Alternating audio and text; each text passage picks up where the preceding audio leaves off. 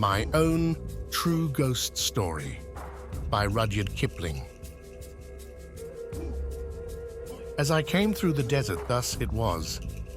As I came through the desert, the city of dreadful night, somewhere in the other world, where there are books and pictures and plays and shop windows to look at, and thousands of men who spend their lives in building up all four, lives a gentleman who writes real stories about the real insides of people.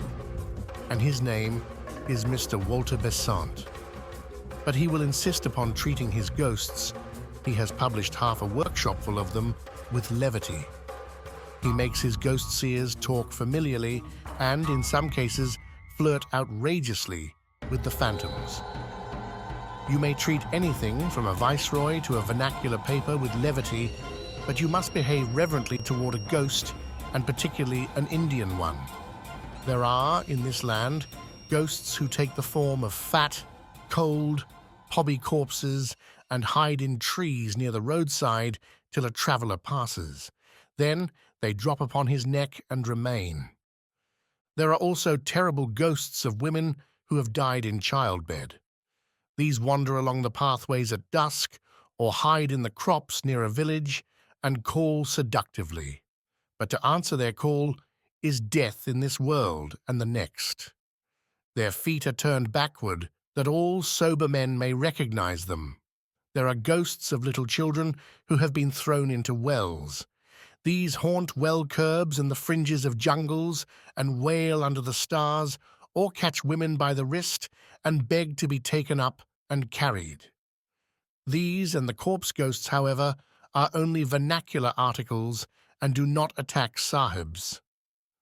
No native ghost has yet been authentically reported to have frightened an Englishman, but many English ghosts have scared the life out of both white and black. Nearly every other station owns a ghost. There are said to be two at Simla, not counting the woman who blows the bellows at Siri Dak Bungalow on the old road. Mussoorie has a house haunted of a very lively thing. A white lady is supposed to do night watchman round a house in Lahore.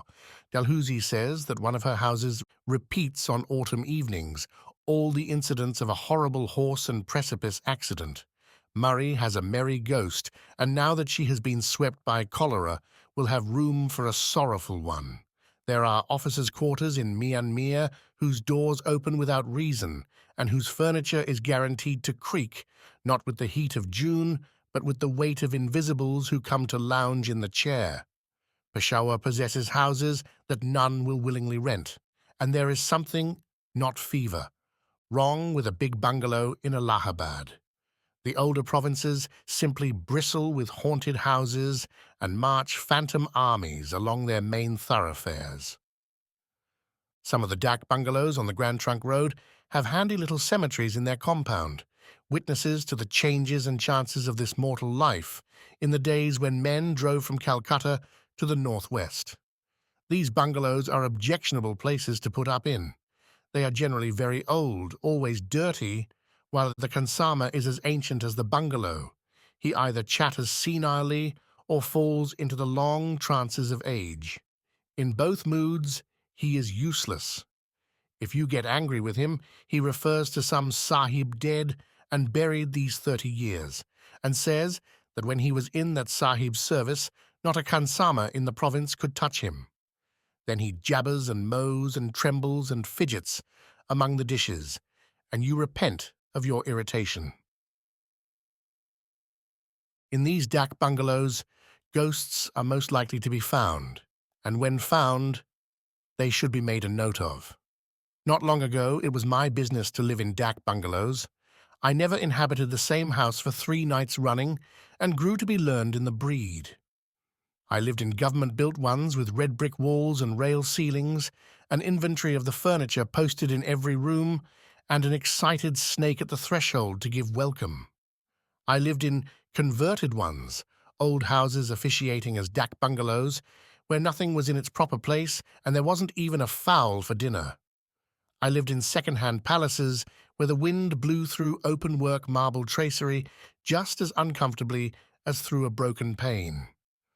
I lived in dak bungalows where the last entry in the visitor's book was 15 months old, and where they slashed off the curry kid's head with a sword. It was my good luck to meet all sorts of men, from sober travelling missionaries and deserters flying from British regiments, to drunken loafers who threw whiskey bottles at all who passed, and my still greater good fortune just to escape a maternity case. Seeing that a fair proportion of the tragedy of our lives out here acted itself in dak bungalows, I wondered that I had met no ghosts. A ghost that would voluntarily hang about a dak bungalow would be mad, of course. But so many men have died mad in dak bungalows that there must be a fair percentage of lunatic ghosts. In due time I found my ghost, or ghosts rather, for there were two of them. Up till that hour I had sympathized with Mr. Besant's method of handling them, as shown in The Strange Case of Mr. Lucraft and Other Stories. I am now in the opposition. We will call the bungalow Katmal Dak Bungalow. But that was the smallest part of the horror. A man with a sensitive hide has no right to sleep in dak bungalows. He should marry. Katmal Dak Bungalow was old and rotten and unrepaired. The floor was of worn brick, the walls were filthy, and the windows were nearly black with grime. It stood on a bypath largely used by native sub-deputy assistants of all kinds, from finance to forests. But real sahibs were rare. The Khansama, who was nearly bent double with old age, said so. When I arrived, there was a fitful, undecided rain on the face of the land, accompanied by a restless wind, and every gust made a noise like the rattling of dry bones in the stiff toddy palms outside. The Khansama completely lost his head on my arrival. He had served a sahib once. Did I know that sahib? He gave me the name of a well-known man who has been buried for more than a quarter of a century, and showed me an ancient daguerreotype of that man in his prehistoric youth. I had seen a steel engraving of him at the head of a double volume of memoirs a month before, and I felt ancient beyond telling. The day shut in, and the Khansama went to get me food. He did not go through the pretense of calling it khana, man's victuals. He said ratub, and that means, among other things, grub, dog's rations. There was no insult in his choice of the term. He had forgotten the other word, I suppose. While he was cutting up the dead bodies of animals, I settled myself down, after exploring the dak bungalow. There were 3 rooms beside my own, which was a corner kennel, each giving into the other through dingy white doors fastened with long iron bars. The bungalow was a very solid one, but the partition walls of the rooms were almost jerry-built in their flimsiness. Every step or bang of a trunk echoed from my room down the other 3, and every footfall came back tremulously from the far walls. For this reason I shut the door. There were no lamps, only candles in long glass shades. An oil wick was set in the bathroom. For bleak, unadulterated misery, the dak bungalow was the worst of the many that I had ever set foot in. There was no fireplace, and the windows would not open, so a brazier of charcoal would have been useless. The rain and the wind splashed and gurgled and moaned round the house, and the toddy palms rattled and roared. Half a dozen jackals went through the compound singing, and a hyena stood afar off and mocked them. A hyena would convince a Sadducee of the resurrection of the dead, the worst sort of dead. Then came the ratub, a curious meal, half native and half English in composition, with the old Khansama babbling behind my chair about dead and gone English people, and the wind-blown candles playing shadow bo peep with the bed and the mosquito curtains. It was just the sort of dinner and evening to make a man think of every single one of his past sins, and of all the others that he intended to commit, if he lived. Sleep, for several hundred reasons, was not easy. The lamp in the bathroom threw the most absurd shadows into the room, and the wind was beginning to talk nonsense. Just when the reasons were drowsy with blood-sucking, I heard the regular, "let us take and heave him over," grunt of dually bearers in the compound. First one dooley came in, then a second, and then a third. I heard the doolies dumped on the ground, and the shutter in front of my door shook. "That's someone trying to come in," I said. But no one spoke, and I persuaded myself that it was the gusty wind. The shutter of the room next to mine was attacked, flung back, and the inner door opened. "That's some sub-deputy assistant," I said, "and he has brought his friends with him. Now they'll talk and spit and smoke for an hour." But there were no voices and no footsteps. No one was putting his luggage into the next room. The door shut, and I thanked Providence that I was to be left in peace.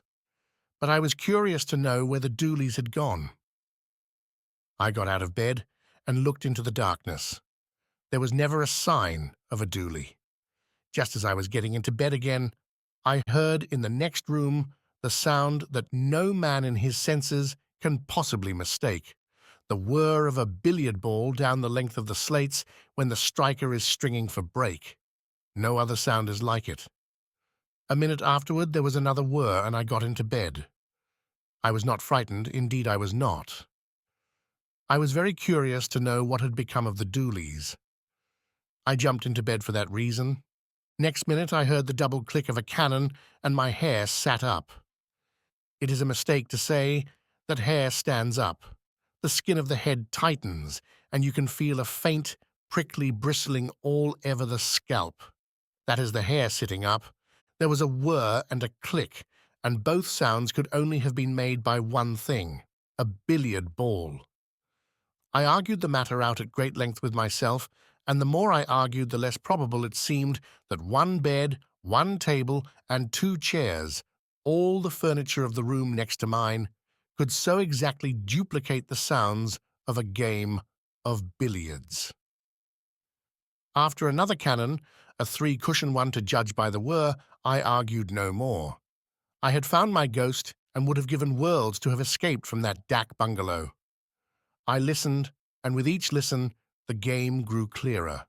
There was whir on whir and click on click. Sometimes there was a double click and a whir and another click. Beyond any sort of doubt, people were playing billiards in the next room, and the next room was not big enough to hold a billiard table. Between the pauses of the wind, I heard the game go forward, stroke after stroke. I tried to believe that I could not hear voices, but that attempt was a failure. Do you know what fear is? Not ordinary fear of insult, injury, or death, but abject, quivering dread of something that you cannot see, fear that dries the inside of the mouth and half of the throat, fear that makes you sweat on the palms of the hands and gulp in order to keep the uvula at work. This is a fine fear, a great cowardice, and must be felt to be appreciated. The very improbability of billiards in a dak bungalow proved the reality of the thing. No man, drunk or sober, could imagine a game of billiards or invent the spitting crack of a screw cannon. A severe course of dak bungalows has this disadvantage: it breeds infinite credulity. If a man said to a confirmed dak bungalow haunter, "There is a corpse in the next room, and there's a mad girl in the next but one, and the woman and man on that camel have just eloped from a place 60 miles away," the hearer would not disbelieve, because he would know that nothing is too wild, grotesque, or horrible to happen in a dak bungalow. This credulity, unfortunately, extends to ghosts. A rational person, fresh from his own house, would have turned on his side and slept. I did not. So surely as I was given up as a bad carcass by the scores of things in the bed because the bulk of my blood was in my heart, so surely did I hear every stroke of a long game at billiards played in the echoing room behind the iron-barred door. My dominant fear was that the players might want a marker. It was an absurd fear, because creatures who could play in the dark would be above such superfluities. I only know that that was my terror, and it was real. After a long, long while, the game stopped, and the door banged. I slept because I was dead tired. Otherwise, I should have preferred to have kept awake. Not for everything in Asia would I have dropped the door bar and peered into the dark of the next room. When the morning came, I considered that I had done well and wisely, and inquired for the means of departure. "By the way, Kansama," I said, "what were those 3 doolies doing in my compound in the night?" "There were no doolies," said the Kansama. I went into the next room, and the daylight streamed through the open door. I was immensely brave. I would, at that hour, have played black pool with the owner of the big black pool down below. "Has this place always been a dak bungalow?" I asked. "No," said the Kansama. 10 or 20 years ago, I have forgotten how long. It was a billiard room." "A how much?" "A billiard room for the sahibs who built the railway. I was Kansama then in the big house where all the railway sahibs lived, and I used to come across with brandy shrab. These 3 rooms were all one, and they held a big table on which the sahibs played every evening. But the sahibs are all dead now, and the railway runs, you say, nearly to Kabul. Do you remember anything about the sahibs?" "It is long ago, but I remember that one sahib, a fat man and always angry, was playing here one night, and he said to me, 'Mangal Khan, brandy, pani do.' And I filled the glass, and he bent over the table to strike, and his head fell lower and lower till it hit the table, and his spectacles came off, and when we, the sahibs and I myself, ran to lift him, he was dead. I helped to carry him out. Aha! He was a strong sahib. But he is dead, and I, old Mangal Khan, am still living by your favor." That was more than enough. I had my ghost, a first-hand authenticated article. I would write to the Society for Psychical Research. I would paralyze the empire with the news. But I would, first of all, put 80 miles of assessed cropland between myself and that dak bungalow before nightfall. The Society might send their regular agent to investigate later on. I went into my own room and prepared to pack, after noting down the facts of the case. As I smoked, I heard the game begin again, with a miss in baulk this time, for the whir was a short one. The door was open and I could see into the room. Click, click. That was a cannon. I entered the room without fear, for there was sunlight within and a fresh breeze without. The unseen game was going on at a tremendous rate, and well it might, when a restless little rat was running to and fro inside the dingy ceiling cloth, and a piece of loose window sash was making 50 breaks off the window bolt as it shook in the breeze. Impossible to mistake the sound of billiard balls. Impossible to mistake the whir of a ball over the slate. But I was to be excused. Even when I shut my enlightened eyes, the sound was marvelously like that of a fast game. Entered angrily the faithful partner of my sorrows, Kadir Baksh. "This bungalow is very bad and low caste. No wonder the presence was disturbed and is speckled. 3 sets of dooli bearers came to the bungalow late last night when I was sleeping outside, and said that it was their custom to rest in the rooms set apart for the English people. What honor has the Kansama?" They tried to enter, but I told them to go. No wonder, if these Uriyas have been here, that the presence is sorely spotted. It is shame, and the work of a dirty man. Kadir Baksh did not say that he had taken from each gang 2 annas for rent in advance, and then, beyond my earshot, had beaten them with the big green umbrella whose use I could never before divine.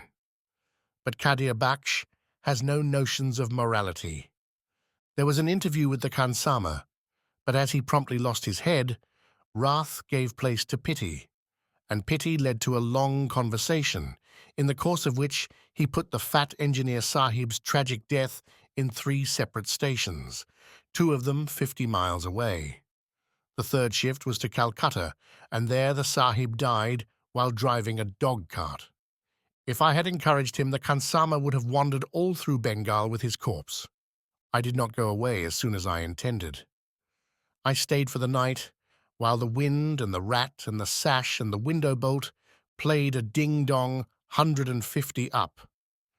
Then the wind ran out and the billiards stopped, and I felt that I had ruined my one genuine, hallmarked ghost story. Had I only stopped at the proper time, I could have made anything out of it. That was the bitterest thought of all.